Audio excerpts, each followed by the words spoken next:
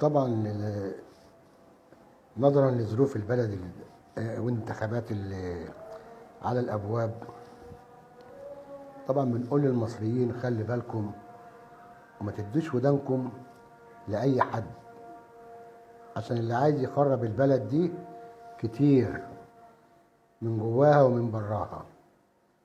فنقول بيت شعر كده، قصيدة باللغة العامية للمصريين اسمها مصر الطيبة. اصحوا فوقوا يا مصريين، خدوا بالكم من أم الدنيا، حافظوا عليها دي هبة النيل، لا تضيع منكم ونيلها في ثانية. مصر وطن مش عايشين فيه، مصر وطن جوانا تلاقيه، لحم كتفنا يا ناس من خيره، بدمي وروح يا ناس أحميه. اصحوا فوقوا يا مصريين، ابنوا علوا بحب وغنوا، وادعوا لربي يصون أراضيها، بأمان وسلام ليها اتمنوا، ومن أعدائها يا رب احميها. مصر ترابها الزعفراني، والله ما نلقاه في بلد تاني، شمس وقمرة في جوها تاه، شعرة وفيها ياما كتبوا أغاني.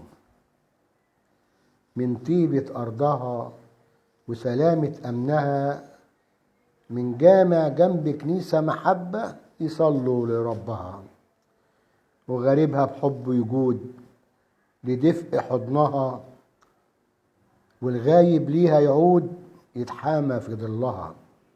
هي السكن والمأوى، وفي أرضها خير ياما، بيها الضعيف يقوى لشعوب الأرض علامة. أرض الكنانة مصر، الأمن والأمان لكل زمن وعصر، مقبرة للي خان. قالوها في الأمثال العم ويا الخال، أم البطل يا مصر يا معززة الأجيال، بيكي وليك النصر وفينا بتعيشي، لو خيروني بقصر رصيفك يكفيني. تعيشي وتبقي يا غالية يا مصر يا أمنا، تعيشي وراسك عالية لو تمنك دمنا. اصحوا فوقوا يا مصريين. شكرا لكل شعب مصر يلتف حوالين جيشه ورئيسه، وما يسلمش ودانه ولا تفكيره لأي واحد يقول له أيا كان الكلام. نكتفي بأن ولادنا وأبهاتنا وأمهاتنا وعيلتنا وقرايبنا وأصحابنا وأصدقائنا عايشين في أمن وأمان في بيوتهم، مش عايشين ونايمين على الحدود لاجئين زي العراق وسوريا وليبيا واليمن.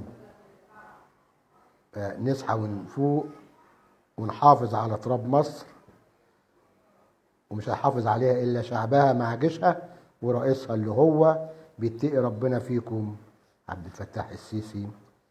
طبعا لا هو قريبي ولا بيديني ولا باخد منه، ولكن أنا شايف إن هو بيعمل إنجازات، بس الدنيا ما ساعدتهوش من كورونا لحروب أوكرانيا وروسيا.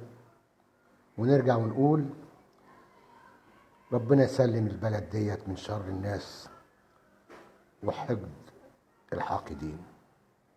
شكرا، تصبحوا على خير.